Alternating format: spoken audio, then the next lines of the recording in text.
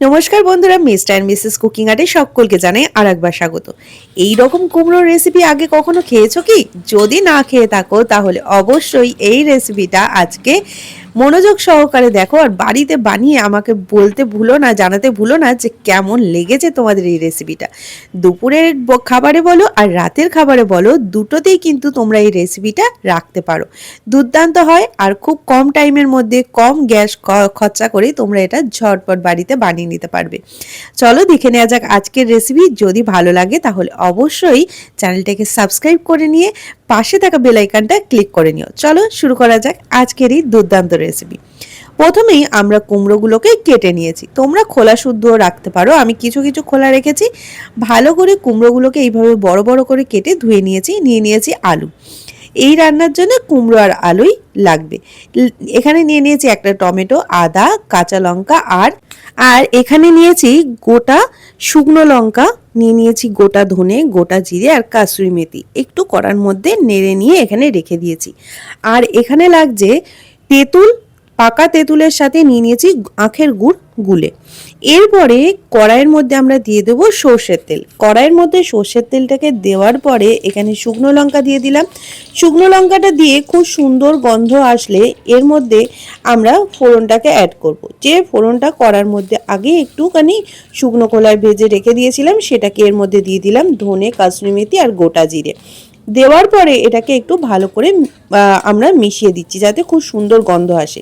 আর এটা আরও টেস্টি বানানোর জন্য হিংটা দিতে একদম ভুলবে না। হিংটাকে দেওয়ার পরে এখানে দিয়ে দিচ্ছি কাঁচা লঙ্কা। হিং আর কাঁচা লঙ্কার দুর্দান্ত একটা গন্ধ আসে। আর এর সাথে যদি দিয়ে দাও আদা, তাহলে আরও দুর্দান্ত একটা ফ্লেভার চলে আসবে। দিয়ে দেওয়ার পরে এটাকে ভালো করে একটুখানি মশলাটাকে কষিয়ে নিয়ে দিয়ে দিচ্ছি টমেটো। এখানে একটা টমেটো ব্যবহার করেছি, তোমরা টমেটোটাকে আরও ছোট ছোট করে কেটে এর মধ্যে দিয়ে দিতে পারো। দেওয়ার পরে টমেটোটাকে একটু যাতে নরম হয়ে যায় তার জন্য এর মধ্যে দিয়ে দেবো নুন। নুনটাকে দিয়ে দিলাম, দিয়ে টমেটোটাকে আবারও একটু ভালো করে আমরা মিশিয়ে দেবো।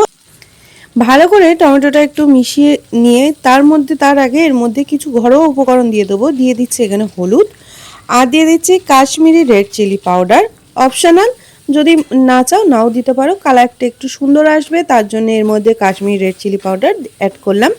দেওয়ার পরে দেখো টমেটোগুলো নরম হয়ে গেছে। নরম হয়ে যাওয়ার পরে এখানে আমরা একটা মশলা রেডি করেছি, ধনে, জিরে আর গোলমরিচ। এটাকে একটু শুকনো খোলায় নেড়ে নিয়ে আগে আমি গুঁড়ো করে রেখে দিয়েছিলাম। দেওয়ার পরে এটাকে ভালো করে জল দিয়ে একটু মিশিয়ে দিচ্ছি যাতে সুন্দর একটা ফ্লেভার আসে।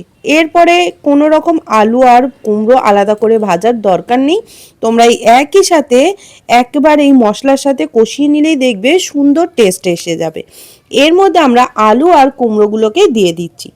আলু আর কুমড়োগুলোকে দেওয়ার পরে এই মশলাটার সাথে আমরা 1 থেকে 2 মিনিট ভালো করে একটু কষিয়ে নেব।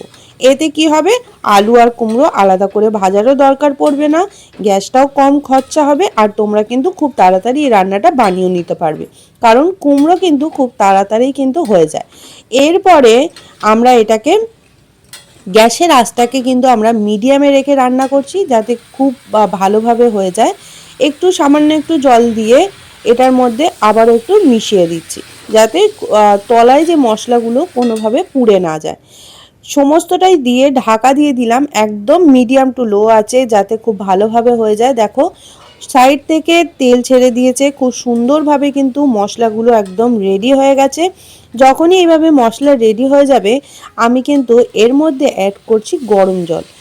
গরম জলটা এখানে উষ্ণ গরম জল এখানে অ্যাড করেছি, এতে টেস্টটা ভালো আসবে। আর এই যে ঢাকা দিয়ে আমি কিছুক্ষণ রেখে দিয়েছিলাম 1 থেকে 2 মিনিট, এতে কিন্তু অনেকটাই মশলাগুলো ভালোভাবে রান্না হয়ে গেছে। গরম জলটাকে দিয়ে দুটো কাঁচা লঙ্কা দিয়ে এটাকে ঢাকা দিয়ে আমরা কুমড়ো আর আলুটাকে সেদ্ধ করে নেব, খুব ভালোভাবে সেদ্ধ হতে দেবো। কুমড়ো আর আলুটা একদম ভালো করে সেদ্ধ হয়ে গেছে। এরপরে এটাকে আবারও খুব ভালো করে মিশিয়ে দিচ্ছি। দেখতেই পাচ্ছ কুমড়ো আর আলুগুলোকে আমি ঘেটে দেইনি, এটাকে একদম এইভাবে সেদ্ধ হয়ে গেছে, গোটা গোটাই রয়েছে, এতে খেতে খুব সুন্দর লাগবে। দিয়ে দিচ্ছি তেঁতুল আর গুড়, যেটাকে আখের গুড় আমি গুলে নিয়েছিলাম সেই জলটা। এখানে আমি আখের গুড় দিয়ে করছি, এতে খুব সুন্দর একটা টেস্ট আসে। তুমি এই পাকা পুরনো তেঁতুলের সাথে আমি ব্যবহার করেছি পুরনো তেঁতুল, তার সাথে এই আখের গুড়টা দিলে দারুণ টেস্ট আসে। ঢাকা দিয়ে আরও 1 থেকে 2 মিনিট এটাকে হতে দিলাম। আর দেখতেই পাচ্ছ যেমন কালার এসছে, খেতে দুর্দান্ত লাগে। এরপরে এটাকে খুব ভালো করে আমরা মিশিয়ে দিচ্ছি।